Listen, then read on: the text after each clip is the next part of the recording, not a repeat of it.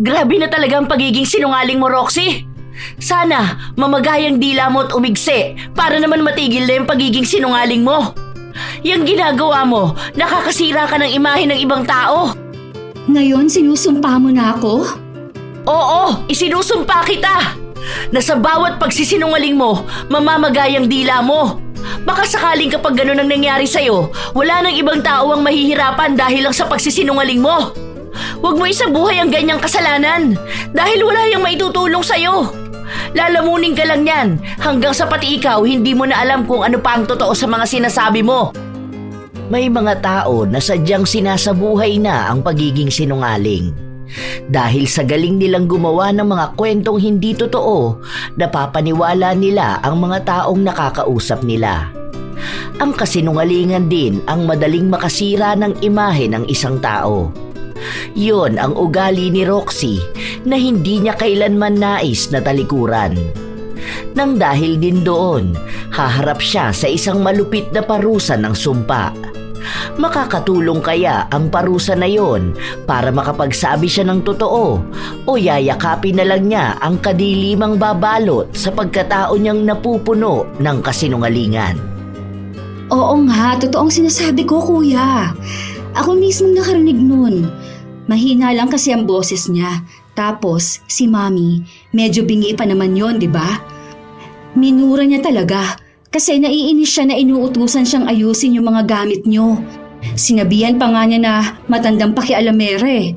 Gusto ko na nga sana siyang sagutin kaso pinigilan kong sarili ko kasi kapag akong pumatol doon, siguradong lalaki ang away. Hindi naman ganyan si Kimberly. Kilala ko ang asawa ko. Ang tagal na namin magkasama. Ni minsan hindi ko yun narinig nagmura. Ayaw na nagmumura ako eh. Baka naman mali ang narinig mo kasi bumubulong nga ka mo. Alam nga naman na magsisinungaling ako. Hindi rin naman ako bingi. Baka kasi naiinis na yun kay Mami eh. Kasi nga matanda na tapos makulit. Palaging paulit-ulit ang sinasabi. Tapos hindi rin naman mapagsabihan. Ilang taon na ba kasi si Mami? Malapit na yun mag-60. Sige, tatanungin ko mamaya si Kimberly. Basta wag mong sasabihin na akong nagsabi ha. Baka naman awayin ako nun kapag wala ka. Kakatakot pa naman yun. Palaging mainitin ang ulo. Akala mo palaging inaano. 2 taon pa lamang nagsasama sa iisang bubong, sina Dennis at Kimberly. Hindi pa sila kasal, pero nagpasya na silang magsama. Dahil kasama pa rin ni Dennis ang kanyang ina at bunsong kapatid, pinipilit ng binata na maging maayos ang kanilang pamilya, kasama si Kimberly. Nang gabing yon, habang nasa loob sila ng kwarto, kinausap ni Dennis ang asawa ukol sa naging sumbong ng kanyang kapatid. Hindi ko yun gagawin. Bakit ko naman mumurahin si Mami?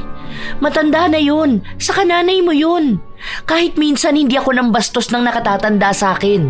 Kahit pa sabihin natin na naiinis ako. Bakit naman ganyan magsumbong ang kapatid mo? Alam ko siya lang ang magsasabi niyan kasi tayo lang naman ang nandito. Yun na nga ang sabi ko sa kanya eh. Baka ka ako na mali lang siya ng dinig kasi bumubulong ka. Bumubulong nga ako noon, pero hindi naman masama ang sinasabi ko eh. Ang sabi ko lang noon, ang dami na namang damit na nakakalat. May mali ba doon? Sige na, sorry na. Nagsabi lang ako kasi nagulat lang din ako sa sinabi ni Roxy. Kung ano-ano na namang naririnig ng batang yun. Oo nga pala, tutuloy ka ba bukas sa interview mo? Sure ka na ba doon? Oo, pero tanghali pa ako aalis. Hihintayin ko si Roxy na umuwi. Hindi ko naman pwede iwan si Mami mag-isa rito sa bahay. Ang sabi ni Roxy, mga 2 PM daw siya makakauwi eh. Paano schedule mo dyan? Work from home ako. Tapos 1 beses sa 1 buwan ako pupunta sa office. Hindi ko pa alam yung ibang patakaran. Bukas pa sasabihin sa akin. Sabihan mo ko kung ano mga kailangan mo ha. Bukas pag uwi ko ayusin ko na yung lamesa mo para kapag nakuha mo yung computer set mo, maayos na natin dito. Oo, salamat Han. Kinaumagahan, maagang nagising si Kimberly para paghainan ng baon ng kanyang asawa. Maaga ring nagising si Roxy dahil papasok ito sa kanilang paaralan. Dahil abala sa kanyang ginagawa si Kimberly, hindi na niya naitanong kay Roxy ang isinumbong nito sa kanyang kuya. Hindi lang naman yon ang unang beses na may ganong kasinungalingan na sinabi si Roxy. Pero palagi na lang yung pinapalampas ni Kimberly dahil ayaw niya rin namang magkaroon ng alitan sa kanila. Lalo pat sa iisang bahay lang sila nakatira. Sa paglipas ng mga araw, nanatiling tahimik si Kimberly at nakatuon lang palagi ang kanyang atensyon sa kanyang trabaho. Isang araw, napansin nito na wala na silang grocery, kaya kailangan na niyang lumabas para bumili. Roxy, lalabas muna ako ha. Dito ka na lang muna sa bahay. Mag-grocery lang ako saglit. Sige, te. Oo nga pala. Pupunta rito yung kapatid ni Mama, si Tio Willie. Nasa bayan na raw siya ngayon eh. Baka pagdating mo, nandito na yon. Ganun ba? O sige, bibili na lang din pala ako ng merienda sa palengke. Huwag na, te, kasi hindi yun mahilig sa mga ganon. Gusto nun, lutong bahay lang. Ikaw ba? Gusto mo ng merienda? Para isasabay na lang kita. Hindi na, te. Salamat na lang. Bili ka na lang ng iyo. Tulog din naman si Mami eh. Pagising niyan, gusto nun kanin. Ingat sa labas, te, ha? Saglit lang din na nakakaalis si Kimberly nang dumating ang tinutukoy na tiyuhin ni Roxy. Galing yon sa probinsya. Matagal na rin nilang hindi nakikita ang tiyuhin kaya masaya si Roxy nang malaman na bibisita ito sa kanila. Yun kasi ang pinakamabait na tiyuhin nila at ang kakampi ni Roxy sa lahat ng bagay. Bali po pala matutuloy talaga tayo sa outing. Buti na lang malapit na matapos ang klase namin. Sumakto pa talaga sa bakasyon. Yun ang nga rin ang sabi ko. Kasi yung mga pinsan mo next week wala na rin silang klase. Babiyahin na rin sila papunta rito. Nauna lang talaga ako kasi nga susunduin ko sa airport si ate. Nga pala, nasa ng kuya mo at ang mami nyo? Si Mami tulog po, tapos si Kuya Dennis nasa trabaho. Mamaya pa yung gabi uuwi. Bali ang kasama namin ditong madalas, si Ate Kimberly. Naka-work from home po kasi yun eh. Ayun ba ang ka-live-in ng kuya mo? Yung nakikita ko sa mga pictures nyo? Opo, siya nga. Wala pa naman silang anak ni Kuya pero 2 years na sila rito sa bahay. Medyo mahirap nga pakisamahan eh. Mabuti na lang po, medyo marunong pa rin akong gumalang. Bakit naman? Ang kwento sa akin ni Dennis, mabait naman yun ah. Sus, malamang sasabihin ni Kuya yon. Sino ba naman sisiraan ng babaeng kinakasama niya? Sana nga, makakilala pa si Kuya ng ibang babae eh. Kasi sa totoo lang, kawawa kaming pamilya kung yun na ang makakatuluyan niya. Huwag na rin muna sila magpakasal kasi kakaiba talaga ang ugali nun. Sa totoo lang po ha, hindi naman po sa sinisiraan ko siya. Alam niyo naman ako, magaling akong magbasa ng ugali ng mga tao. Hindi naman ba madamot? Mahirap magkaroon ng asawang madamot. Ay, Diyos ko po, yan po mismo ang ugali niya. Nuknukan ng damot yun. Minsan kapag nagluluto dito sa bahay, tinatago nun ng ulam kasi natatakot siya na maubusan. Minsan nga, umuwi ako rito sa bahay galing sa school. Wala akong naaabutan na ulam talaga. Kapag nagtanong po ako, nagagalit pa yon kasi meron naman daw pong itlog. Tapos pagkakain na siya, may nakabukod palang ulam. Gusto ko sana magsumbong kay Kuya kaso po natatakot ako eh. Kasi asawa niya yon. Malamang yun ang paniniwalaan niya. Ay, hindi pwede sa akin ang ganyang ugali. Kung asawa yan ng anak ko, baka naghiwalay na sila matagal na. Mabuti nga po nandito kayo eh. Sa una po mabait yun. Lalo ganyan may bisita. Naku, magpapakitang gilas po yun. Akala mo talaga mabait siya. Pero kapag kami-kami lang po dito sa bahay, labas ang tunay na ugali nun. Habang nag-uusap sila, biglang dumating si Kimberly na may bitbit na pinamili niya.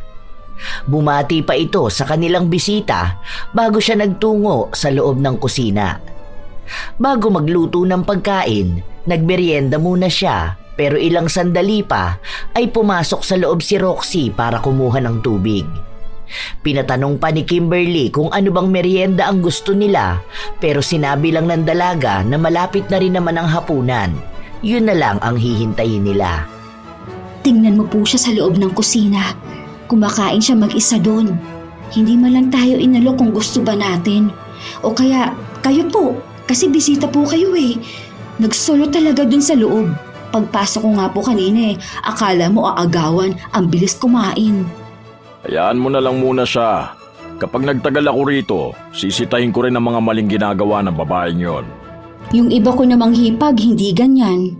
Yung asawa ni Kuya John, mabait naman yun. Palagi pa nga akong binibigyan ng pera. Yan, naku, madamot po talaga. Masama ang ugali. Ilang araw pa ang lumipas nang mapansin ni Kimberly na palaging nagbubulungan ng dalawa, lalo na kapag dadaan siya. Dahil hindi na rin niya kinakayang kimkimin ang nararamdaman niya, sinadya niyang kausapin ang hipag nang maiwan itong mag-isa. Be, may nagawa ba akong mali? Feeling ko kasi nakabantay kayo ni Tio Willie sa mga kinikilos ko eh. Ano bang problema? Ha? Hindi naman te. Bakit mo naman yan naisip? Baka hindi ka lang sanay na may ibang tao rito sa bahay. Ni hindi ka nga namin napag-uusapan. Siguro minsan, oo, lalo kapag nagtatanong siya sa akin kung saan ba kayo nagkakilala ni Kuya. Mga ganung bagay lang naman. Sabi ko nga na ikaw ang kausapin kasi nga mabait ka naman. Kaso baka nahihiya rin siya sa'yo. Medyo praning lang siguro ako. Para kasing feeling ko palaging binabantayan ng ginagawa ko. Hindi kasi ako sanay ng ganun. Kaya nagtanong na rin ako sa'yo. Wala yan, te. Huwag mo na lang masyadong isipin kasi hindi rin naman makakatulong sa'yo yan. Baka stress ka rin kasi sa work mo eh. Teka, malapit na ang outing ha. Ano, makakasama ka ba? Oo, be. Nakapagpaalam na rin ako sa boss ko. Ilang araw lang din naman tayo eh. Medyo kabado pa nga ako kasi ngayon ko lang makikita yung mga kamag-anak nyo. Huwag kang kabahan, mababait ang mga yun. Makikilala mo yung mga pinsan na kinukwento ko sa'yo. Yung mga maloko namin pinsan na kasama namin noon sa probinsya. Nako, feel ko, makakasundo mo rin ang mga yun. Habang nag-uusap ang dalawa, biglang dumating sina Dennis at Willie. Nagtatawanan sila at mukhang masaya ang naging usapan nila. Natigilan lang sila matapos nilang makita na seryoso ang usapan ng dalawang kababaihan. Oh, bakit? May problema ba? Wala kuya, nag-uusap lang kami tungkol sa outing. Paano? Kinakabahan tong si Ate Kimberly. Kinakabahan saan? Makilala ang mga kamag-anak natin. Nahihiya po kasi ako kasi first time ko yung ganito. First boyfriend ko po kasi si Dennis, tapos ngayon lang ako makakasama sa ganitong outing nyo. Andun po ba halos lahat ng kamag-anak nyo? Introvert kasi tong si Kimberly, Tio. Kahit naman sa mga friends ko, ganyan siya. Dapat masanay ka nate. Kasi sa mga susunod, palagi mo ring makikita ang mga yun. Minsan kasi biglaan ang family reunion. Ganon. Oo nga, yun na nga ang ginagawa ko. Konting adjustment lang talaga. Oo nga pala, magluluto pa ako. Maiwan ko na lang muna kayo rito. Tulungan na kitahan para hindi ka masyado mapagod. May trabaho ka pa naman mamaya. Nakamasid lamang sina Willie at Roxy sa dalawa habang naglalakad ang magkasintahan papasok sa kusina. Nang makita ng dalaga na wala nang makakarinig sa kanila, doon na naman siya nagsimulang magsalita. Alam mo ba Tito, ang sabi niya sa akin kanina na palagi ka rin nakatingin sa kanya. Naiilang daw siya sa'yo. Baka kasi may gusto ka sa kanya. Ang sabi ko naman imposible yun. Kasi nga may asawa ka. Tapos narinig mo sabi niya na first boyfriend niya si Kuya. Hindi po yun totoo. Kasi inamin niya sa akin noon na may asawa siya. Iniwan niya lang kasi nga mas malaki ang sahod ni Kuya. Kaya huwag kayo magpapaniwala sa mga sinasabi ng babae na yun. Talaga ba? Hindi naman malaswa ang tingin ko sa kanya. Nagmamasid lang ako sa mga ginagawa niya. Kakaiba rin pala talaga mag-isip yan, ano? Sabi ko na sa inyo eh. O ngayon, medyo mabait talaga yan at mukhang masipag. Kita nyo naman po, panay kilo sa bahay oh. Pero kapag wala kayo, buhay prinsesa yan dito. Tuwing day off ni Kuya, siyang naglalaban ng mga damit nila. Kaya takot yan sumama sa outing. Kasi nga, baka mas maraming makapuna sa ginagawa niya. Nako, yari talaga yan sa mga tita mo kung magkataon. Baka bigla yang umuwi at makipaghiwalay kay Kuya. Sana nga ganun, para hindi na ako maging katulong dito sa bahay, no? Kawawa kami ni Mami eh. Imagine matanda na si Mami. Tapos, kami pa palagi nag-a-adjust para sa kanya. Tingnan niyo po, unang araw pa lang ng outing, mapupuna na yan doon ng mga kamag-anak natin. Akala kasi niyan prinsesa talaga siya eh. Ang daming pinagsasabing kasinungalingan ni Roxy laban sa kanyang hipag. Pero kapag kaharap naman niya ito, wala siyang pinaparamdam na masama. Ilang araw pa ang lumipas, hindi pa rin naaalis ang pagkailang ni Kimberly sa tiyuhin ng kanyang asawa. Hindi naman sa malaswang paraan, pero pakiramdam niya ay hinuhusgahan ang bawat galaw nila. Hindi na siya nagtanong pa kahit na kanino dahil ayaw niyang magmukhang masama. Hanggang sa dumating ang araw na magsasama-sama na ang angkanin na Dennis para sa kanilang family outing. Naunang pumasok sa sasakyan si Kimberly at ang kanyang biyenan dahil yon ang sinabi sa kanya ng asawa. Sila na lang daw ang magdadala ng mga gamit nila papasok sa sasakyan. Roxy, sunod mo sa akin yung malaking bag na kulay blue. Nandyan ang gamit ng ate mo. Bilisan mo lang para makatapos na kaagad tayo. Hirap na hirap si Roxy na buhatin ang malaking bag, kaya nakita siya ng tiyuhin niya at ito na ang nagbuhat. Si Ate Kimberly kasi yung dapat na magbubuhat niyan eh. Ako ang inutusan niya dahil mabigat daw. Kaya andun na siya sa loob ng sasakyan kasama si Mami. Kaya naman niya yan eh. Hindi man lang naawa sa maliit kong katawan. Dapat hindi yan pinapayagan ni Dennis. Hindi maganda ang ginagawa ng kinakasama niya. Naku, magagalit lang yun sa akin. Kapag pinagsabihan mo si Ate Kimberly, ako ang aawayin yan. Kasi sasabihin nun na inuutusan niya lang naman akong magbuhat. Hayaan na lang po natin. Tara na po. Dapat masaya lang tayo. Kasi nga outing na. Makikita ko na rin ang mga pinsan ko. Pagdating nila sa resort, nandoon na rin ang iba nilang mga kaanak. May hiyang nararamdaman si Kimberly, lalo na at isa-isa na silang ipinakilala sa kanya. Ang iba roon, kilala na niya sa mukha at sa pangalan dahil minsan ay napag-uusapan nila yon ng kanyang asawa. Mainit naman ang naging pagtanggap sa kanya ng mga ito.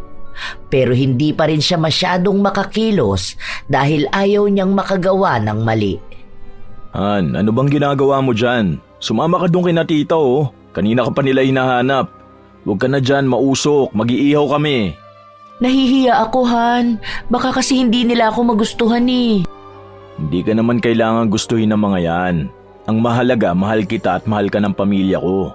Saka sa bait mong yan, aawahin ka pa ba nila? Sige na, o kaya sama ka dun kay Roxy para makilala mo pa ang mga pinsa namin. Sinubukan ni Kimberly na makihalubilo sa iba kahit na nahihirapan siya. Ginagawa niya ito para mas mapalapit sa pamilya ni Dennis. Mukhang maayos naman sa kanya makitungo ang mga yon. Maraming tinatanong tungkol sa buhay niya at kung paano sila nagkakilala ni Dennis. Hanggang sa nakapalagayan na nga niya ng loob ang mga yon. Nagkukwento na rin sila ng tungkol sa kanilang buhay at mga kwento ng angkan nila na hindi niya pa alam. Natutuwa si Kimberly dahil para na nga silang isang pamilya. Ang mga matatanda naman ay nagpapayo sa kanya para mas tumatag pa ang kanilang pagsasama ni Dennis. Ilang sandali pa, biglang lumapit sa kanya si Roxy para magpatulong sa kanya. Hindi kasi namin maayos. Parang may lumalabas kapag nag-click na kami ng site. Ano kaya yun? Baka may mali sa internet or doon mismo sa site na pinupuntahan? Ay, ewan ko kasi dyan kay Carmine. May online class pa pala. Bakasyon na nga ng lahat. Ayan, Teo. Tingnan mo. Diba? Yung server yan. O baka expired na yung link na binigay. Nasaan ba si Carmina? Hingi ka mo siya ng bagong link dun sa mga nasa online class na. Nasa CR pa siya eh. Sige, yun na lang ang sabihin ko sa kanya mamaya. Basta huwag kayong magkiklik ng kung ano-ano dyan lalo na kung nakalink yung bank niya sa account niya dito sa laptop. Kasi baka biglang mag-subscribe siya ng hindi sinasadya. Pagdating nung Carmina, sabihin mo mismong link ang ipasa sa kanya para makapasok siya sa online class nila. Okay, te, salamat. Balik ka na doon. Naistorbo pa ata kita sa pakikipag-usap kina tita eh. Tawagin na lang ulit kita kapag ayaw pa rin gumana ha. Umalis na rin kaagad si Kimberly para makihalubilo sa iba pa nilang kasama. Hindi pa rin dumarating si Carmina pero kung ano-ano pa rin ang pinipindot ni Roxy sa laptop. Hanggang sa hindi niya sinasadyang may mapindot na dahilan para may mabawas na pera sa bank account ni Carmina. Dahil doon, agad na napapunta ang kanyang pinsan sa loob ng kwarto at nagreklamo. Ipinakita nito ang malaking halaga ng subscription sa isa ring hindi kilalang site. Sa takot ni Roxy na siya ang sisihin, agad niyang itinuro si Kimberly. Tinawag ni Roxy ang ama ni Carmina na si Willie at ang hipag niyang si Kimberly para makapag-usap sila. Ako? Wala naman akong ibang pinindot dyan na hindi ko nga yan hinawakan. Tinuro ko lang sa'yo, Roxy, kung anong dapat gawin, di ba? Tapos umalis na ako. Alam mong hindi ako nagpipindot ng kung ano-ano dyan. Ay, alam nga naman na akong nagpipindot dyan, te.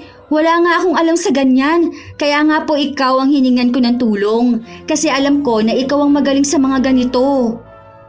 Ito rin kasi ang trabaho mo, di ba?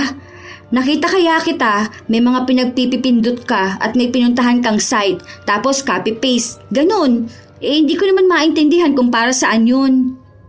Akala ko naman para makapasok na kaagad sa online class si Carmina. Kaso may nawawala na palang pera sa bank account niya. Hindi totoo yan, Roxy. Andito ka. Nakita mo na hindi ko hinawakan ng laptop. Wala akong pinindot at mas lalong wala akong pinuntahang ibang site. Ang dami ko pa nga sinabi sa'yo na huwag gagawin eh. Sinabi ko pa na sa mismong kaklase niya na nasa loob na ng online class ang magbigay sa kanya ng link. Anong pinagsasasabi mong copy-paste? Teka, huwag mo naman akong pagmukhain na sinungaling dito, te. Porke ba na dalawa lang tao rito kanina, ako nang sisisihin mo? Nagsasabi lang ako ng totoo. Yun ang nakita kong ginawa mo eh.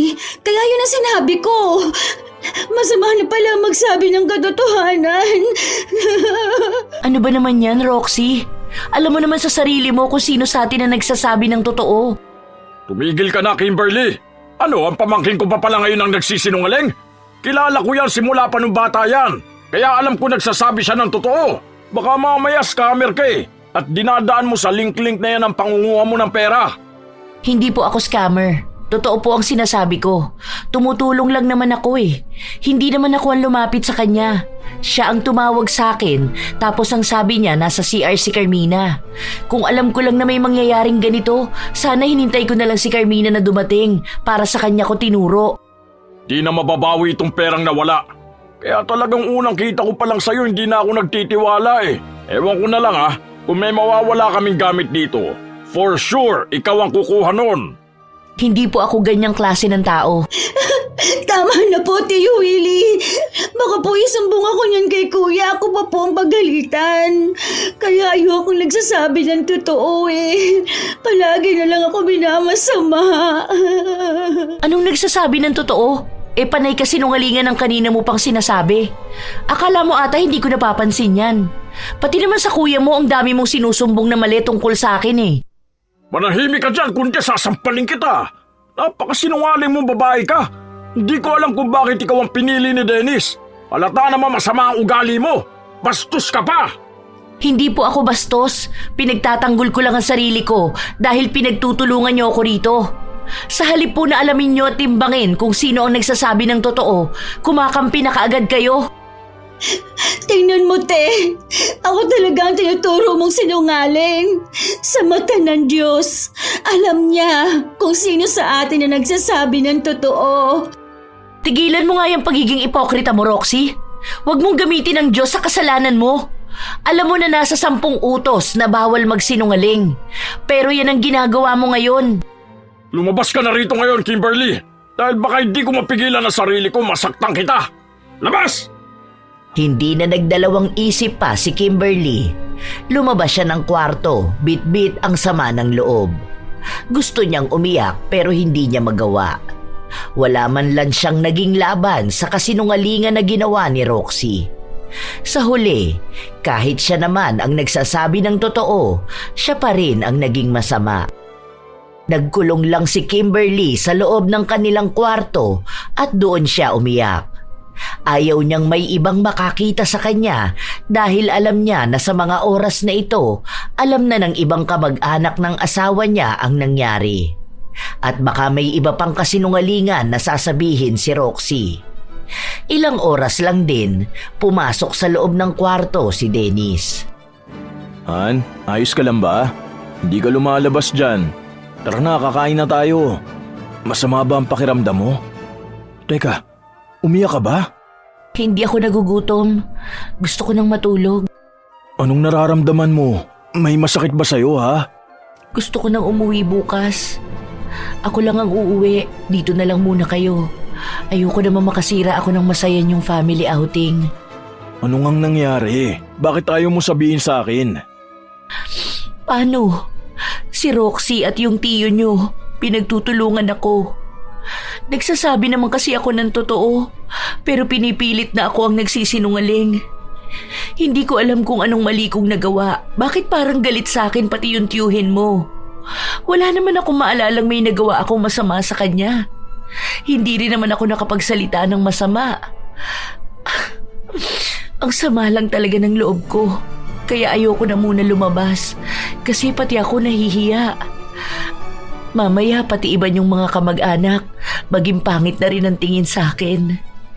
Nakikisama naman ako ng maayos eh. Daling ko na lang dito ang pagkain natin. Sabay na lang tayong kumain dito.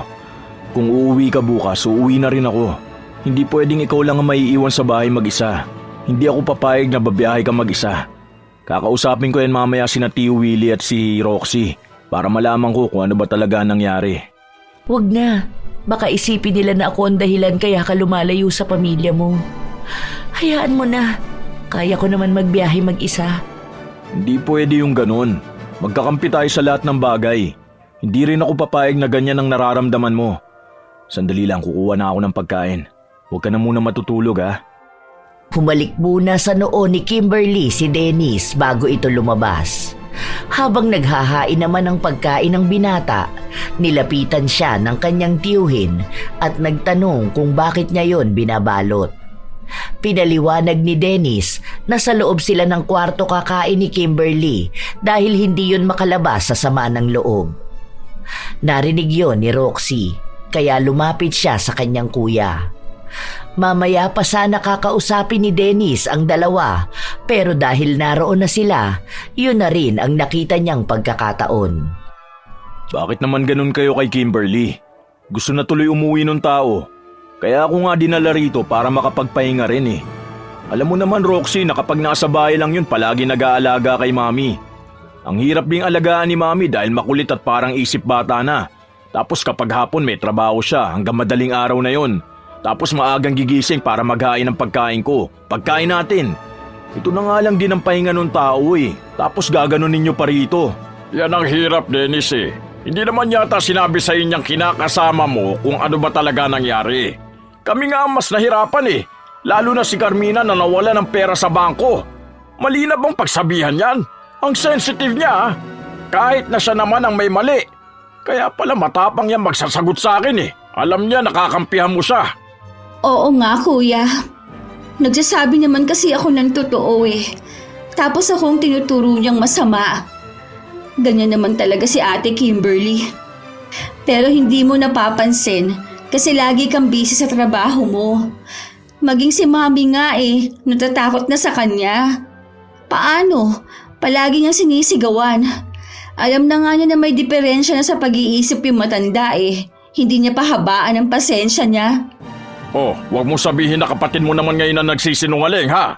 Ayan, siya naman ang madalas na naiiwan sa bahay kasama ang asawa mo. Ah, hindi ko pa pala pwedeng sabihin na asawa mo dahil hindi pa kayo kasal. Kung ako sa'yo, pag-isipan mo maigi kung gusto mo ba talagang tumagal sa babae na sinungaling. Dahil baka kapag nagtagal, masisira ang pamilya nyo dahil sa ganong ugali. Hindi naman yan pakikinggan ni kuya. Dahil mahal na mahal niya si Ate Kimberly. Kahit na mali na ang ginagawa nun, okay lang sa kanya. Tumigil na nga kayo. Di naman totoo yung mga sinasabi nyo eh. Mas kilala ko ang asawa ko. Hindi siya ganyang klase ng tao. Ikaw Roxy ayusin mo yung mga pagsusumbong mo. Kahit nasa bahay tayo kung ano-anong sinasabi mo sa akin. Tapos malalaman ko na ikaw pala ang may mali. Pasalamat ka na outing natin to. Ayokong makasira na eksena. Hindi na naghintay pa ng sagot si Dennis mula sa dalawa. Nagtungo na siya sa kwarto kung saan naroon si Kimberly. Kinabukasan, maagang nagising si Dennis para ayusin ang mga gamit nila dahil kung aalis si Kimberly, sasama siya rito. Han, wag mo na yung gawin. Sasabay na lang ako umuwi sa'yo. Hindi na lang muna ako aalis. Bukas uuwi naman na rin ang lahat eh. Ayoko makasira pa ng moment nyo rito. Isa pa naisip ko na wala namang magbabago kung uuwi ako.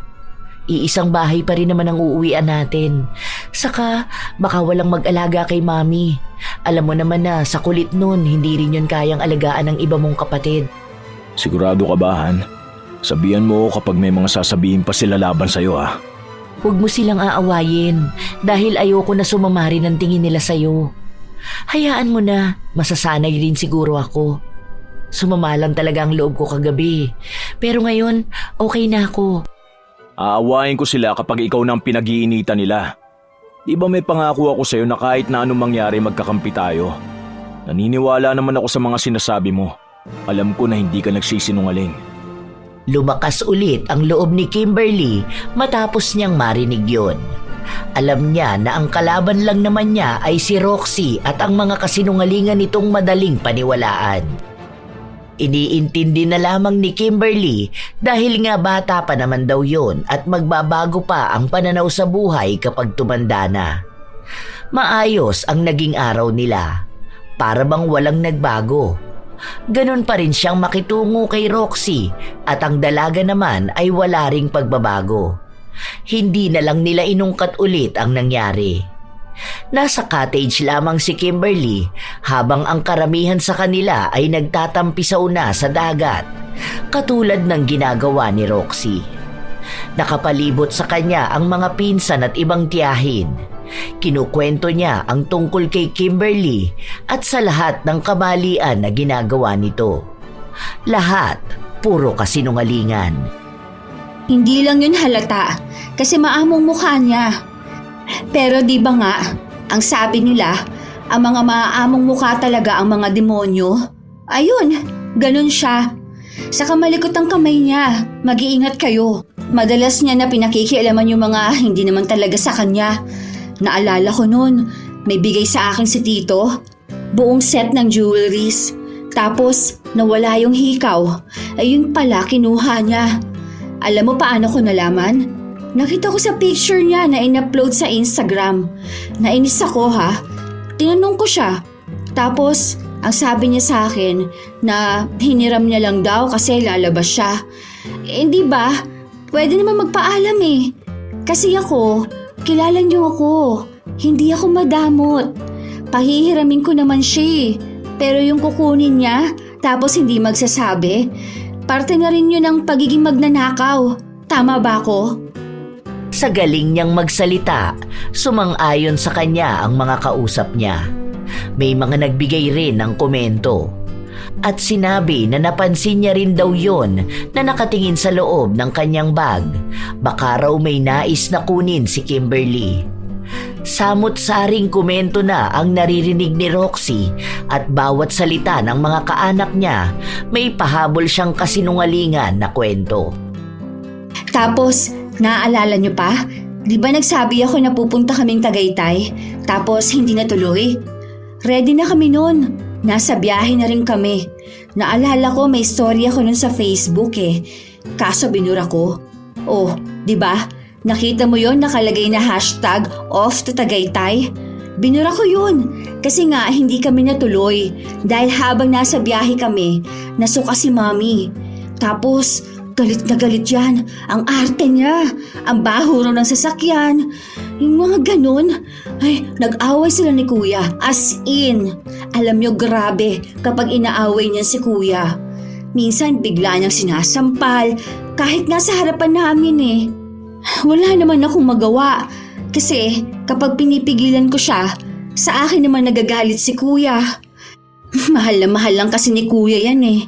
Kaya kahit anong gawin, okay lang. Walang pinapakinggan si kuya. Naku basta, ang dami pa niyang kakaibang ugali na hindi halata.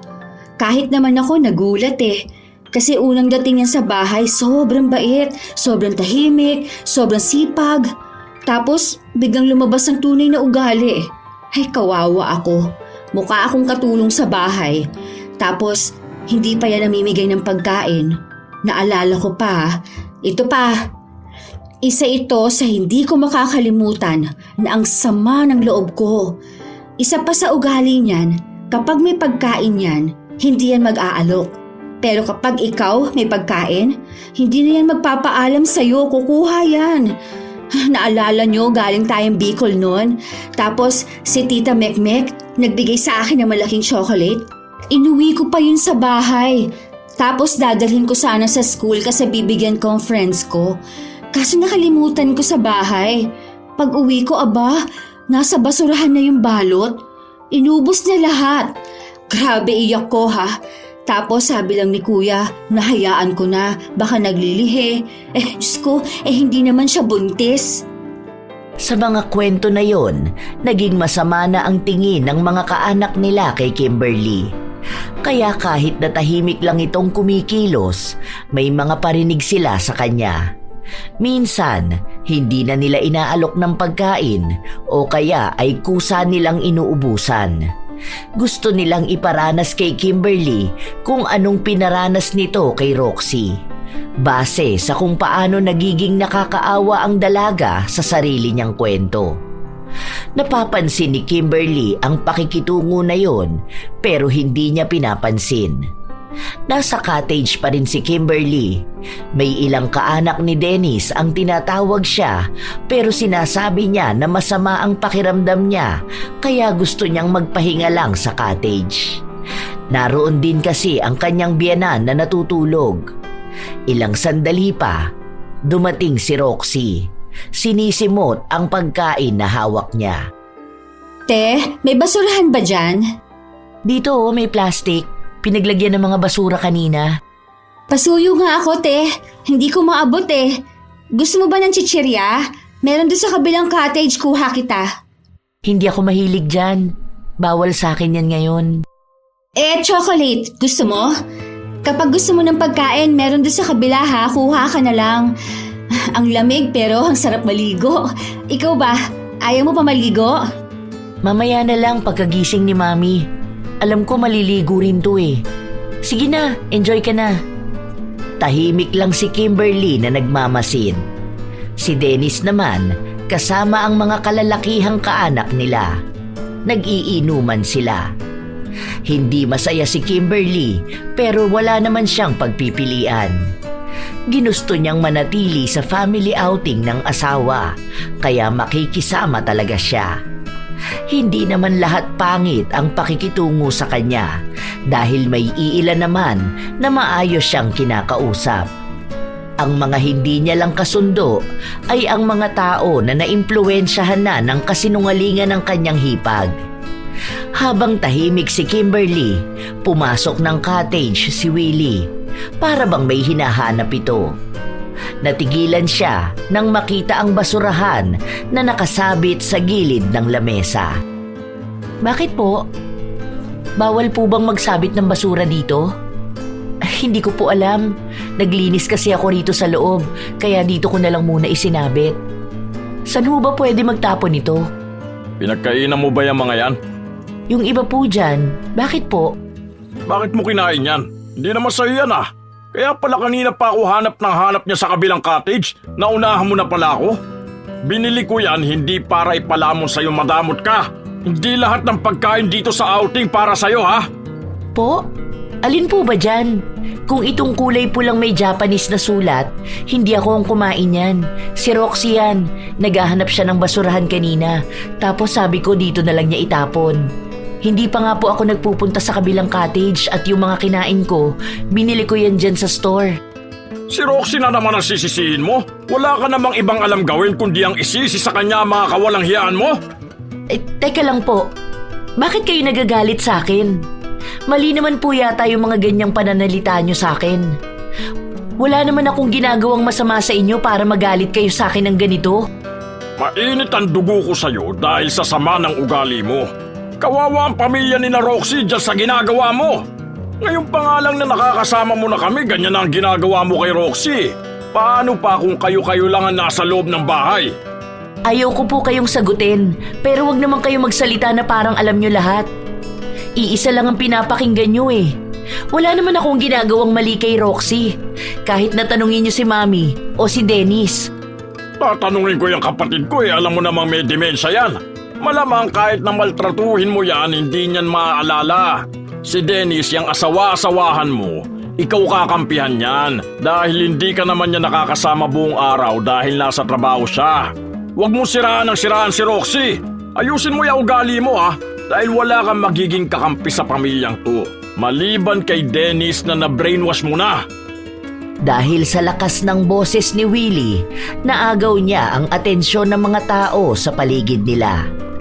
Alam na nila na may nag-aaway, kaya agad silang lumapit. Si Dennis naman, agad na napatakbo sa asawa niya matapos na makitang ito ang kasagutan ng kanyang tiyuhin. Ano nangyayari? Yang asawa mo pagsabihan mo yan Kapag alam niyang hindi sa kanya, huwag niyang kukunin. Huwag siyang patay gutom Kapag hindi niya pagkain, huwag niyang kakainin. Hindi naman kasi talaga ako ang kumain yan eh. Oh, ayun naman pala eh. Hindi naman pala siya eh. Huwag niyo naman pong pagsalitaan ng ganyan ng asawa ko. Hindi siya nangunguha ng pagkain na hindi sa kanya. Kung may gusto man siyang kainin, nagpapaalam po yan. Sino ba nakita mong kumain yan? Si Roxy nga. Pinaliwanag ko na kanina na kaya nandyan yan kasi nakitapon si Roxy. Inaaya niya pa nga ako na kumuha dun sa kabilang cottage. Ang sabi ko ayaw ko. Tapos nagtatanong siya kung maliligo ba ako. Ang sabi ko pagising na lang ni Mami. Oh, nasa na ba si Roxy? Tawagin niyo nga yan. Kahapon pa kayo ganyan kay Kimberly. Wala namang ginagawa sa inyo yung tao. Pinakikisamahan na nga kayo na maayos. Ayan, kaya magaling yan magsinungaling at magpaawa Dahil kamping-kampi ka dyan. Hindi mo alamin kung ano ba ang totoo. Kinakawawa na nga niya ng pamilya mo pero sa kanya ka pa rin naniniwala. Babae lang yan, Dennis. Mas makakakilala ka pa ng maraming ganyan. Sana naman pumili ka ng matinong babae na mapapangasawa. Hindi yung aapihin ang pamilya mo. Hindi niyo kilala si Kimberly kaya ganyan kayo magsalita sa kanya. Ano? Nasa na ba si Roxy at namatapos na tong punyetang awayan na to? Kuya, bakit? Ano bang ginawa ko? Naliligo lang naman kami doon. Sinong punyetang kumain ng basura na to? Dahil dyan nagkakagulo na rito. Ang sabi ni Kimberly, ikaw ang nagtapon niyan dito. Ha? Ako? Hoy, hindi Ano ba yan? Hindi ko alam yan. Hindi ko nga yan ginagalaw kasi ang sabi kay Tio Willie yan. Bakit ko naman din kakainin yan? Nag-ice cream kami. Tanong mo kina Carmina, sila pa ang nanlibre sa akin.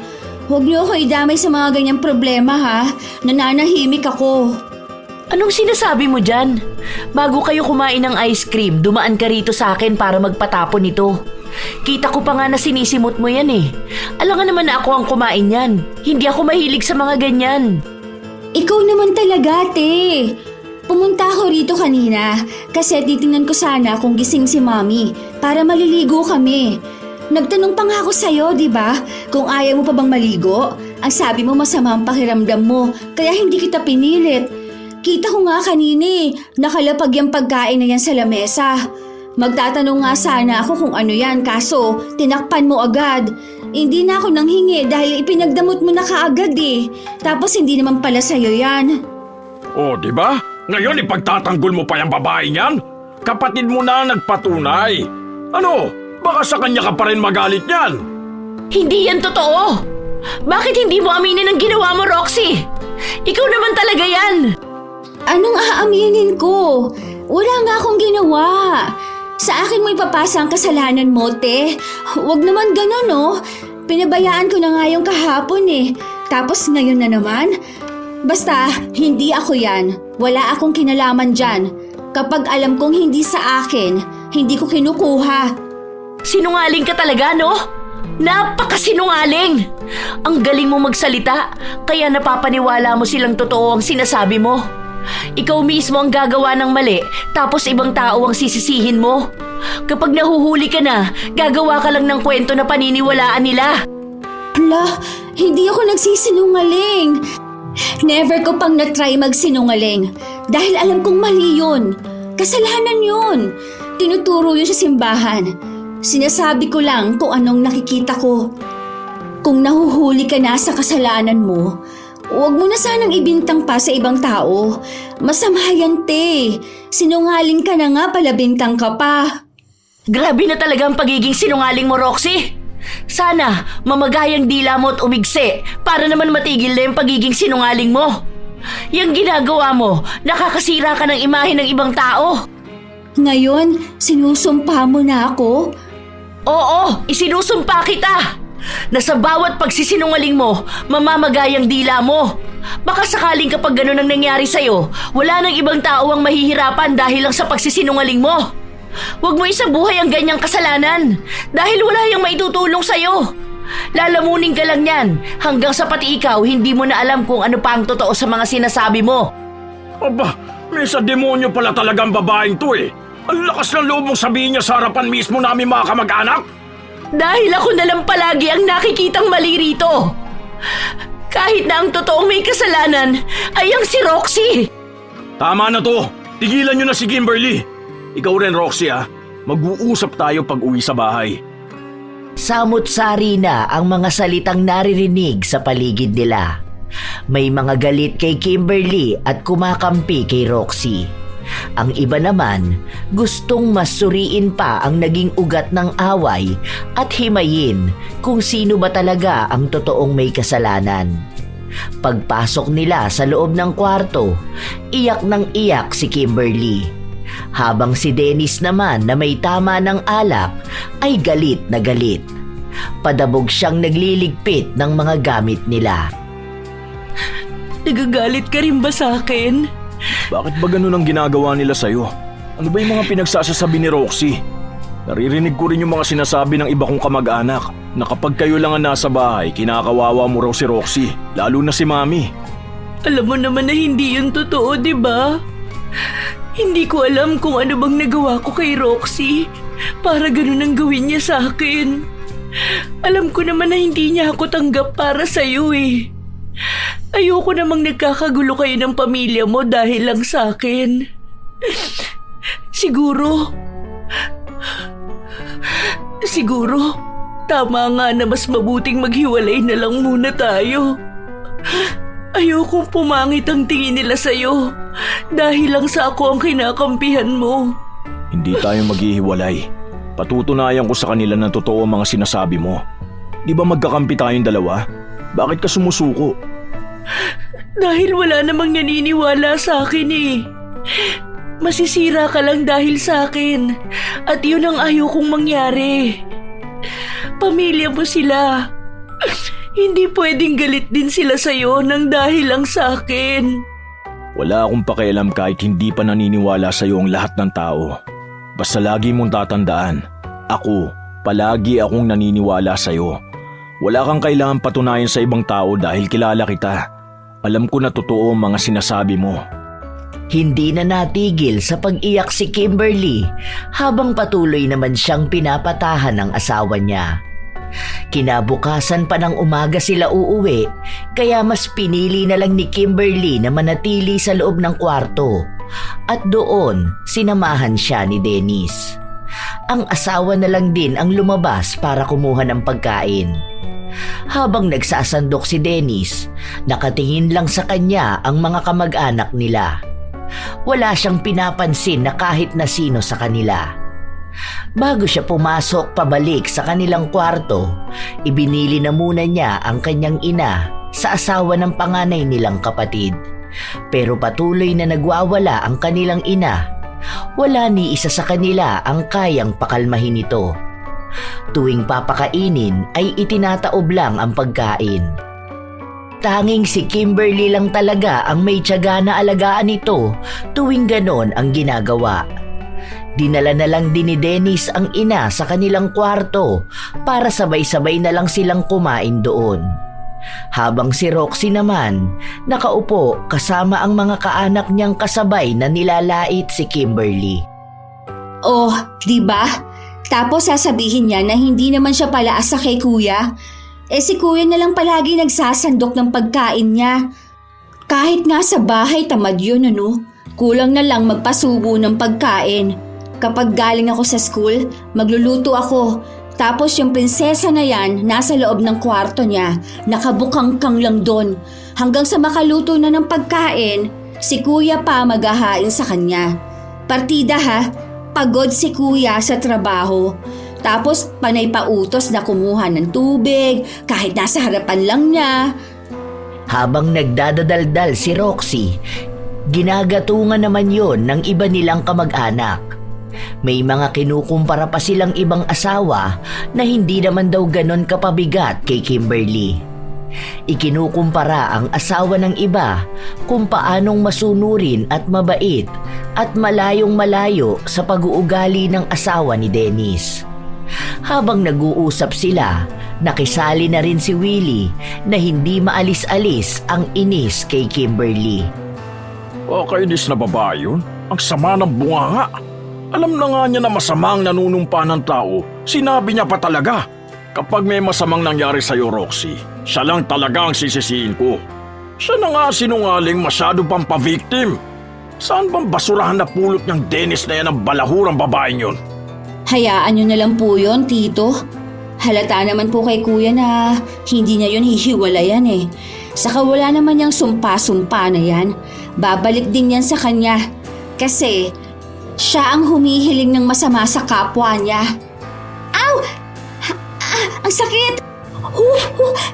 Nabaso pa ang dila ko. Ang init pala nitong sopas. Oo, tama ka. Ang taong masama sa kapwa niya, sila ang makakarma. Hayaan mo na lang yun. Doon na lang muna ako sa bahay niyo para mabantayan ko ang babaeng yun. Isang pagkakamali niya, tignan mo, mapapalaya siya doon. Sana matauhan na yan si Dennis at iwan na ang baliw na Kimberly yun. Ang dami nilang masasakit na salitang sinabi kay Kimberly. Ginawa rin nilang katatawanan ang itsura nito kahit na may kagandahan namang taglay ang dalaga. Nang makabalik na sila sa bahay, ilang araw ang lumipas nang hindi namamansin si Kimberly pero panay ang pagpaparinig sa kanya ni Willie. Tinitiis na lang niya yon dahil mahal niya ang asawa at pinanghahawakan niya na habang magkakampi silang dalawa, kaya nilang malampasan ang lahat. Roxy, tawagin mo na si Tio Willie, kakain na. Doon na lang ako sa kwarto kakain, magsisimula na yung trabaho ko eh. Si Mami tapos na kumain, wag mo na pakainin, baka magsuka yun. Anong ulam, te? Wow, sinigang! Tabihan mo na lang din ng ulam si kuya. Meron na ako nakatabi dyan.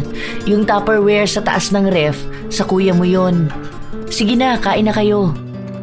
Kahit na may samaan ng loob si Kimberly, pinapakitunguhan niya pa rin ng maayos si Roxy dahil nakatira lang naman sila sa iisang bahay.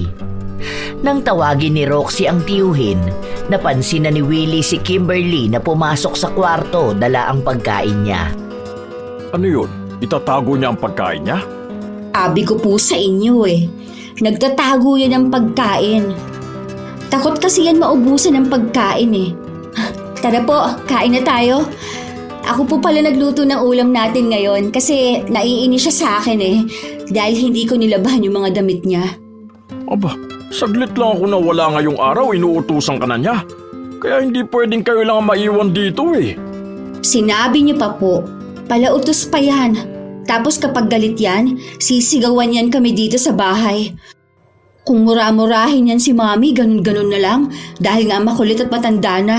Diba? Minsan okay si Mami, nakakausap at nakakakilos sa maayos sa bahay. Kapag naman sinusumpong niya ng sakit niya, doon lang naman talaga siya sobrang kumukulit na akala mo bata. Tapos, makakalimutin na nga. Mumurahin na niya, no? Tapos sasabihin niya na pabigat at bakit hindi pa mamatay. Ganun po ka, grabe. Buti ngayon napipigilan niya kasi nandito po kayo eh. Pero alam ko, kating-kati na po ang dila niya na magmura. Nakaramdam ng pangangati sa kanyang dila si Roxy matapos niyang sabihin yon. Akala niya normal na pangangati lang yon, pero kinabukasan, napansin niya na parang umuumbok at namamaga ang kanyang dila. Inisip na lang niya na baka dahil yon sa pagkapaso. Noong nakaraang araw pa kasi masakit ang dila niya matapos itong mapaso ng sopas noong nasa outing sila. Pero 1 linggo na ang nakalipas, walang nagbabago. Nahihirapan na rin siyang isarado ang bibig niya dahil tumataba ang kanyang dila. Ano kayang pwedeng gamot dito sa dila ko? Ang hirap pa magsalita. Mas maganda siguro kung huwag ka na magsinungaling. Wala rin naman sigurong mawawala sa'yo kung magpapakatotoo ka. Hindi naman talaga ako nagsisinungaling. Alam mo, masama kasi talaga yung ginagawa mo. Kung magbabasa ka ng Biblia, malalaman mo na nasa 10 utos ng Diyos na huwag kang magsisinungaling laban sa iyong kapwa. Kaso yun ang ginagawa mo eh. Nakakarma ka na tuloy. Siguro, ugaliin mong umamin kung ikaw talaga ang may kasalanan, hindi yung maninira ka ng ibang tao. Puro katotohanan lang naman ang lumalabas sa bibig ko ha. Ay ewan ko sa'yo, te. Kung ano-ano sinasabi mo. Ikaw nga na nagsisinungaling hindi pinaparusahan. Baliktad pa pala ngayon. Ako pa ang masama ha. Sa bagay, galit ang mga tao sa nagsasabi ng totoo. Hindi pa rin magawa ni Roxy na tanggapin ang kamaliang nagawa niya. Nagpapatuloy pa rin siyang magsinungaling.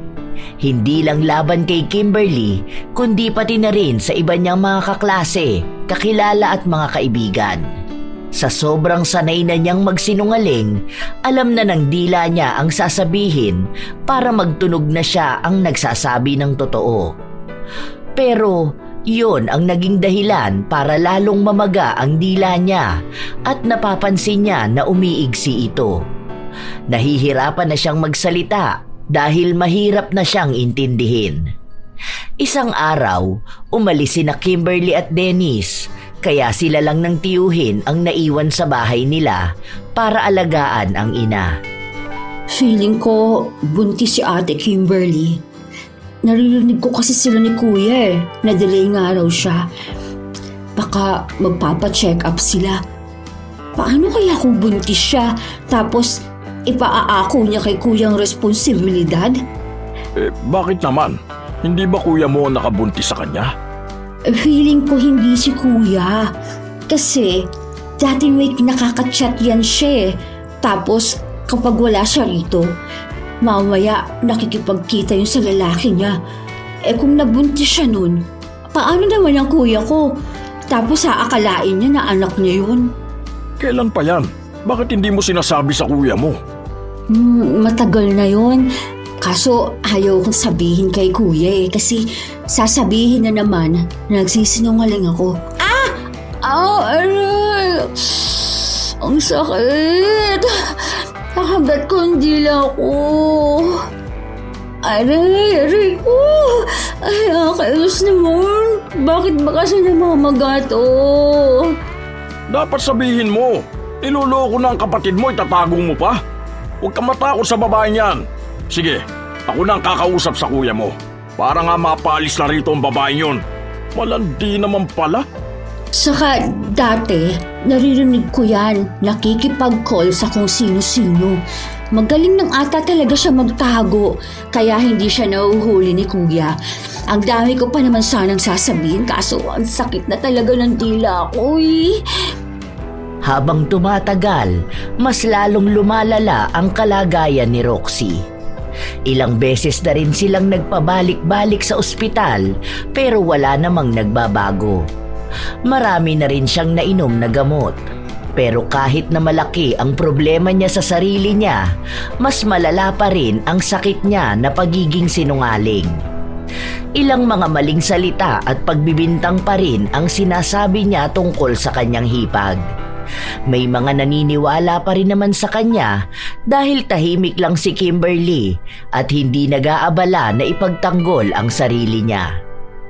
1 linggo na ring hindi nakakapasok si Roxy sa paaralan dahil sa sakit niya.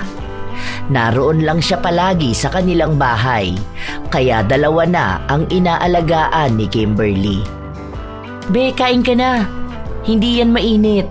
Tapos itong malamig na tubig. Sa'yo to. Yung gamot mo nandun sa gilid ng lamesa mo. Yung maliit na drawer. Huwag kang iinom ng gamot kapag malamig na tubig ang gagamitin mo. Bawal daw kasi yung ganun. Dadalhan kita rito ng tubig, yung hindi galing sa ref. Salamat, te. Paglabas ni Kimberly, sa kusina siya dumiretso para naman pakainin ang biyanan. Nasa kusina rin si Willie at hindi siya kumikibo. Pero ramdam ni Kimberly na may nais itong sabihin sa kanya. Ano pong problema? Kung may gusto po kayong malaman, itanong niyo na po agad. Huwag na po tayo magpakiramdaman pa rito. Kinukula mo ba si Roxy? Bakit ko naman po gagawin yun? Para madagdagan ang aalagaan ko rito sa bahay? Buntis po ako.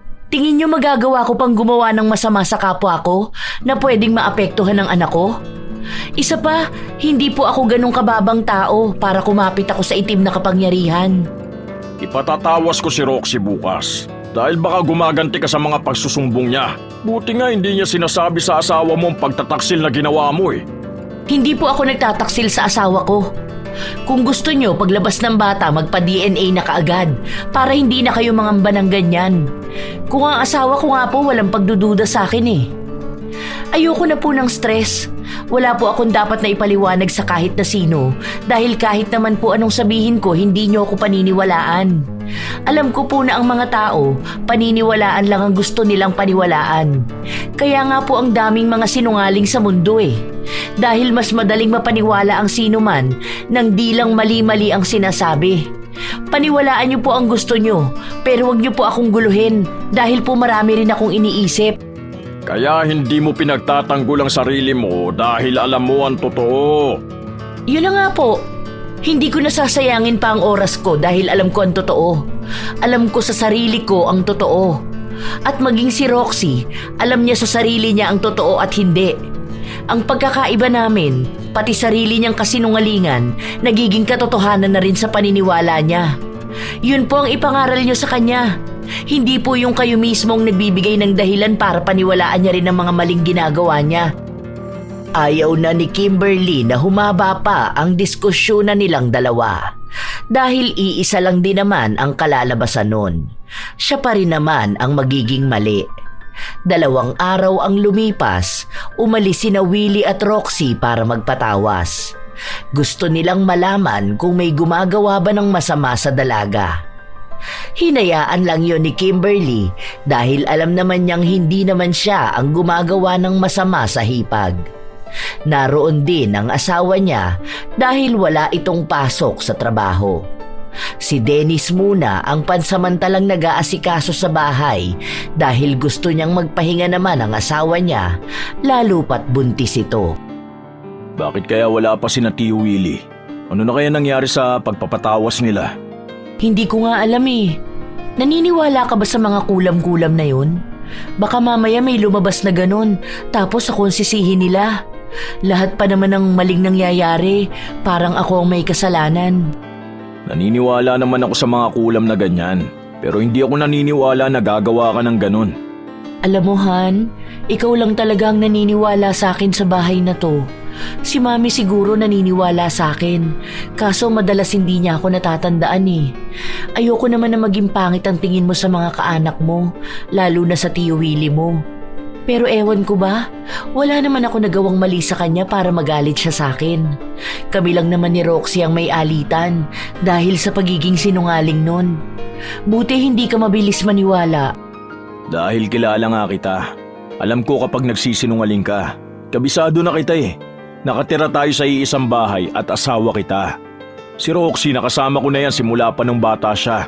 Kaya alam ko na may pagkasinungaling talaga siya. Madalas siyang manisi ng pagkakamali niya sa iba, kaya lagi ko siyang pinagagalitan. Ilang beses ko na rin siya napagsabihan, kaya lang mas pinaniniwalaan niya ang sarili niya. Feeling ko nga, ako ang may dahilan kaya ganun ang nangyayari sa dila niya. Naaalala mo nung sinumpa ko siya? Galit na galit naman kasi ako sa kanya eh. Masama pa naman ang nanunumpa ng kapwa kasi malakas talaga ang kapangyarihan ng salita. Kaya nga minsan iniingatan ko na ang pagbibitaw ng masamang salita kasi magkakatotoo yun. Kaya lang, hindi ko talaga napigilan nung panahon na yun. Paano? Walang nakikinig sa akin.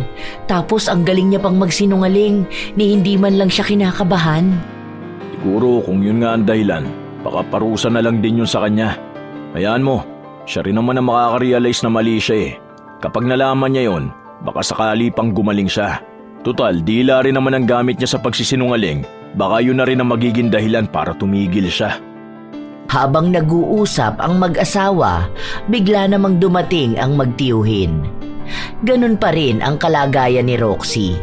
Hindi pa rin maisarado ng dalaga ang bibig niya dahil sa pamamaga ng kanyang dila. Nakibalita si Dennis sa kung ano ang naging resulta ng pagpapatawas nila dahil gusto niya ring malaman kung may sasabihin na naman silang masama tungkol kay Kimberly. Walang sinabi kung sino ba, pero babae raw ang gumawa nito sa kanya. Galing daw sa masamang dila. Naisip ko bigla yung panunumpa ng babaeng yan eh. Ngayon, kawawa naman na lalo si Roxy. Babalik kami dun sa susunod na Martes para magpagamot. Sana bumalik sa kanyang ginawa niya sa akin to. Hanggang ngayon ba, kuya? Kakampihan mo ang asawa mo? Oo nga, Dennis. Baka kung ano pa magawa niya sa pamilya mo. Ganyan na yan ngayon pa lang ha. Paano pa kaya kapag nagtagal na yan dito? Pasensya na. Hindi ko naman sinasadya na maisumpa si Roxy. Galit na galit lang talaga ako nung araw na yun. Kasi lahat ng sinasabi niya puro na lang kasinungalingan. Hindi ko rin naman alam na magkakatotoo yun eh. Kunwari ka pa dyan na di mo alam. Pero ang totoo niyan, talagang sinadya mo. Kasi ayaw mong magsalita ako ng totoo eh. Huling-huli ka na kasi sa akto. Nagsisinungaling ka pa. Ako pa ngayon ang gusto mong patahimikin. Tama na yan, Roxy. Di ka na nga makapagsalita dyan, nagsisinungaling ka pa. Di mo pa aminin na ikaw talaga yon. Gusto mo ba na ebidensya? Oh, tignan mo tong picture ni Khalil. Kuwang-kuwa ka sa likod, bit-bit mo yung pagkain na sinasabi ni Tio. Ayan, tignan mo sarili mo. Baka sabihin mo si Kimberly na naman to ha. Ngayon ko lang to nakita, kakasend lang sa akin ni Khalil. Dahil balak niya raw mag-post ng video. Wala ka na may tatago. Oh, ano pang kasinungalingan ang sasabihin mo ha? Aray! Ang sakit ng dila ko! Papasok na ako sa kwarto. Nagmamadali si Roxy na pumasok sa loob ng kwarto niya para lang wag siyang mausisa sa kasalanang ginawa niya. Ilan pang mga kuha at anggulo ang nakuha kay Roxy nung araw na yon. Kitang-kita rin ni Willie na nagsasabi nga ng totoo si Kimberly. Malaki ang pagkadismaya niya sa pamangkin dahil simula pa lang noong una, yun na ang kinampihan niya. Ilang araw pa ang lumipas, ang daming naging sakripisyo ni Kimberly. Kahit nabuntis siya, palagi niya pa ring inaalagaan ang dalawa. May naitutulong naman si Willie pero mas higit pa rin ang nagagawa ni Kimberly. Nakikita yon ng matanda at sinubukan niyang kilalanin si Kimberly nang hindi bumabase sa kwento ni Roxy. At doon niya nalaman na tunay nga ang pagtatanggol ni Dennis. Sadyang natabunan lang ng galit niya ang tunay na katauhan ni Kimberly dahil mas naniwala siya sa ibang katauhan nito na bumase lang sa kasinungalingan ni Roxy. Oh, huwag mo na yan buhatin. Ako na dyan. Alam mo naman na buntis ka eh. Dapat nag-iingat ka rin. Kapag may mga bubuhatin na ganito, tawagin mo ko. Kaya ko naman po kasi yan. Saka nakakahiya naman pong mag-utos. Hindi po ako sanay. Gusto ko ako ang gagawa para wala na rin pong masabi sa akin. Oo nga pala, Kimberly. Pasensya ka na sa mga nasabi ko sa'yo noon ha. Ang sama ko pala sa'yo. Masyado kitang hinusgahan base lang sa kwento sa akin. Matanda na ako pero hindi man lang ako naging mautak para mas kilatisin ang isang tao. Ngayon nakikita ko na iba pala talaga ang ugali mo kaysa sa kwentong naririnig ko. Pasensya ka na ha, nanggugulo pa ako rito sa pamilya nyo. Dumagdag pa ako sa stress mo. Wala na po yun. Hayaan nyo na po.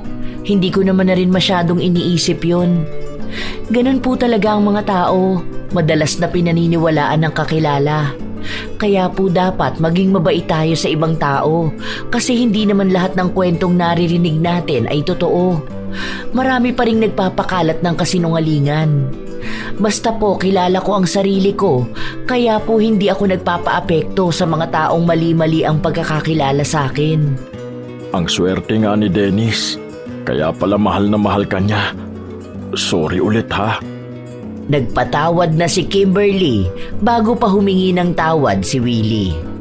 Habang ang matanda ay tinanggap na ang pagkakamali niya, si Roxy naman ay hindi pa rin pinaniniwalaan ang katotohanan. Mas gusto niya pa ring mabuhay sa kasinungalingang binuo niya. Bago bumalik si Willie sa probinsya nila, kinausap muna nito ang pamangkin at muling tinanong kung ano pa ba ang mga kasinungalingan na sinabi niya, pero hindi talaga umaamin si Roxy. Totoo po ang sinasabi ko. Huwag kayo magpapaling lang sa babae na yun. Alam ko, edited lang yung video na pinakita ni Kuya kasi nautusan ni Kimberly para akong hindi inasalarin. Kalimutan na natin yung usapin tungkol sa nangyari sa outing. Mukhang hindi mo rin naman naaminin ang ginawa mo eh. Sabi nga ng albularyo, ikaw lang din ang pwede magpagaling sa sarili mo. Walang ritual para sa masamang dila. Huwag na lang sana magtagal yan. Kasi paano ka ba naman aayos kung hindi ka titigil sa pagsisinungaling mo? Pag-isipan mong mabuti ang lahat. Dahil baka maging ganyan ka na habang buhay. Huwag ka na sana magsisinungaling, Roxy. Isipin mo na ang mga salitang lumalabas sa'yo para na ring sumpa sa iba. Dahil sa paninira mo, pumapangit ang tingin ng tao dun sa taong sinisiraan mo. Huwag ka mabuhay sa mundong puno ng kasinungalingan. Mas masaya ang maging totoo. Nakakatakot man, pero mas nakakatakot na maging katotohanan mo ang kasinungalingan. Hindi ka makakalamang dahil mas lalo mo lang ilulubog ang sarili mo. Noong una ay hindi tinatanggap ni Roxy ang payo sa kanya ng tiyuhin. Gusto niyang maniwala na totoo lahat ng sinasabi niya. Hanggang sa umalis na ito at naiwan na lang ulit si Kimberly para alagaan siya. Kahit na anong gawin ni Roxy, hindi talaga siya gumagaling. Dumating pa sa punto na hindi na talaga siya halos makapagsalita dahil sa pamamaga ng kanyang dila. Ilang araw pa ang lumipas, pati ang mga kaanak nila na kinakausap ni Roxy, hindi na naniniwala sa mga kasinungalingan niya. May mga kaibigan siyang galit na rin sa kanya. Para bang unti-unti na ring lumalabas ang lahat ng katotohanan at ang naiwan na lang sa dalaga ay kahihiyan dahil tinatawag na siya ng karamihan na reyna ng kasinungalingan. Yun na rin ang nagmulat sa kanya na kahit na gaano siya kagaling magsinungaling, hindi pa rin kayang takpan ang katotohanan. Nagkakaroon na siya ng pagsisisi sa kanyang mga nagawa. Be, Martis na ngayon. Wala si Tio Willie. Baka gusto mong ako nang sumama sa'yo sa albularyo. San ba yun banda? Para sana gumaling ka na dyan. Bakit ang bait mo pa rin sa akin kahit na sinungaling ako? Di ba dapat galit na galit ka? Hindi ko na kailangang gawin yun. Wala rin namang mangyayari kung magagalit ako sa'yo. Alam mo, ang mga sinungaling, ang mabigat nilang kalaban ay ang mga sarili nila. Kaya hindi ko na kailangan pang dumagdag bilang kalaban mo. Basta ako, ang gusto ko lang, sana naman kapag naging maayos ka na, huwag ka nang magsisinungaling. Kasi alam mo, walang magandang dulot yan sa'yo. Kahit pa anong paniniwala ng iba sa kasinungalingan mo, ikaw rin ang magtatamasa ng karma kapag naglabasan na ang katotohanan. Yun na nga ang naisip ko, te. Sorry ha. Ang dami kong kasinungalingan na nasabi tungkol sa'yo. Ang daming paninira. Sorry, te. Wala na yun. Basta wag mo na lang uulitin ha. Kahit na kanino, wag mo na yung gagawin. Si Kimberly ang sumama kay Roxy para sa sinasabing albularyo na pinuntahan nila noon. Gumawa naman yon ng ritual para gumaling siya. May pinagawa rin sa kanya na dapat ay 1 linggo niyang gagawin para tuluyan siyang gumaling. Hindi nawala si Kimberly sa tabi ng hipag hanggang sa tuluyan na itong gumaling. Umimpis ang namamagang dila ni Roxy at bumalik ito sa normal na hugis. Naging maayos na rin ang kanyang pananalita. Nang mangyari yun, unti-unti na rin siyang nagbago. Itinama niya ang mga pagkakamaling nagawa niya. Humingi na rin siya ng tawad sa mga taong nasira niya dahil lang sa kanyang pagsisinungaling. Sa paglipas ng mga araw, linggo at buwan, naging magkasundo ang maghipag hanggang sa dumating ang araw na nanganak na si Kimberly. Wow! Ang cute-cute naman ng baby denden namin na yan. Halatang mana sa tita eh. Tingnan niyo naman oh, hindi nagkakalayo. Oh, hindi ba yan kasinungalingan? Akala ko ba hindi ka na magsisinungaling? Bakit sabi mo cute ang anak namin at kamukha mo? Hindi ka naman cute ah. Si baby Denden lang ang cute. Si kuya, nakakainis. Hindi yun kasinungalingan. Kasi cute naman talaga ang tita niya. Di ba ate? Oh, huwag kang magsisinungaling. Bawal yon. Ewan ko sa inyong dalawa. Oo na, sige na. Cute na lahat ng nakatira sa bahay na to. Oh, si Ate Kimberly na nagsabi. Ibig sabihin, pawang katotohanan lang yun. Walang bahid ng kahit na anong kasinungalingan. Cute ako, cute ang baby Denden, cute ang buong family. Naging mas masaya pa ang loob ng bahay nila dahil wala na ang siraan at ang pagpapalaganap ng kasinungalingan. Lalo pang naging mas masaya dahil nadagdagan na sila. Dahil sa pag-alis ni Roxy ng nakasanayan niyang kasalanan, doon niya rin napagtanto na mas magaan pala ang buhay kapag nagsasabi siya ng totoo. Nalinis niya na rin ang pangalan ni Kimberly sa mga kamag-anak nila. Buo na ang pagtanggap sa loob ng kanilang bahay. Ilang taon lang din ang lumipas, ikinasal na sila Kimberly at Dante. Nakatira pa rin sila sa iisang bubong dahil nais ni Kimberly na alagaan pa rin ang biyenan niya. Habang si Roxy naman ay nagpapatuloy sa pag-aaral. Nang magbago na si Roxy, unti-unti na ring nabawasan ang mga kaibigan niya dahil karamihan sa kanila takot sa katotohanan. Tunay na madaling paniwalaan ang kasinungalingan habang nagiging kalaban naman ang katotohanan. Kahit na gaano man kaganda ang pagkakalahad ng kasinungalingan, bandang huli ay magiging baliwala rin ito kapag katotohanan na ang mas nanaig. Mahirap ding paniwalain ang sariling tunay ang mali dahil lang sa pagsasabuhay ng kasinungalingan. Ito ang tunay na hihila sa iyo patungo sa kadiliman. Katotohanan pa rin ang magbibigay kapayapaan sa pamilya, sa kapwa at lalo na sa sarili. Kaya't yun din ay nasusulat sa banal na aklat at nalalahad sa 10 utos ng Diyos. Dahil ang pagsasabi ng totoo ay ang pagkakaroon ng kalayaan ng kaluluwa. Shout out sa ilan sa masusugid na tagapakinig ng mga istorya ni Lola Telang.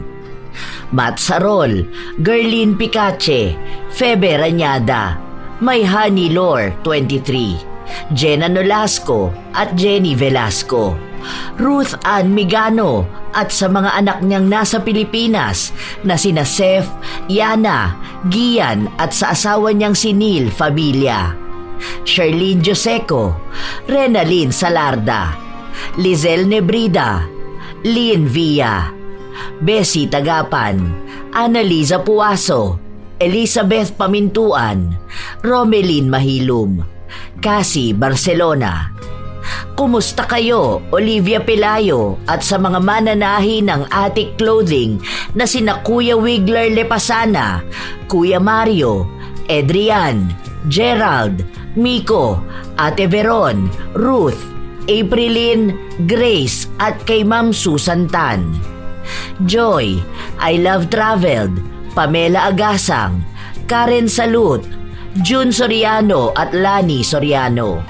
Maria Jaisel Ngoho, Rose Ann Rama, Pakmat Ong, Evelyn Abong Carbakil, Gemstone Claro, Sheren Solero Masagka, Glady de los Santos, Team Gaminil Francisco, Maria Cristina. Salamat sa pakikinig nyo, Jolly Estrella Mendoza, Nora Mejia, Vicky Yabut, Edgar Vinas, Nora SSM, Abigail, Emily Gandia, Jocelyn Borromeo, King Roel Lansangan, Cool Yet Fun, Violeta Buhay, Cresilda Sotil, Lucille de Lima, Hayashi J. Megan, Jocelyn Nazareno. Shout out din sa inyo, Hiramini, Jennifer Deginon, Mabuhay Georgia Vlog, Pinky Hepertor at sa mga pinsan niyang sina Gilbert at Sandy, Agripina Balza, Marisa Villanueva, Robert Crimen, El Daps, Esteli Reyes ng Marikina City, Gia Gigi, Elena Echano, Ronald Lamis, Cherry Mukbang ASMR, Telma Salazar, Art Ian Bensorto, Haji Aquino, Juliet Ortega, Elgin TV Vlog, May Villar at sa Team Hiroshima Mihara Japan na sina Jasper Agustin, Isel Villar, John Patrick Bernardo, Mark Cyrus Limbo at Perla Izumi, Angeline Galo, Sydney Crosswind, Fritz Love, Gina Fajardo, Aji Nicole Sugabo, Georgia Kiana Delgado, Ana Lubarlita, Maria Ciego, Laila Antao, Noli Merillo, Verheaven, AJ Chua ng Zambales, Linda Trinidad, Carmela Landayan, Maricon Aran, Daniela Biñas, Patricia Ann Balugo at happy birthday sa kanyang kapatid na si Eugene Balugo. Leonisa Cobo. Binabati ko rin ng maligayang kaarawan sa August 22 si Supladang Pasaway. Shout out kay Jennifer Makasinag. Get well soon, Apo. Ito ang inyong Lola Telang at maraming salamat sa lagi ninyong pakikinig, mga Apo.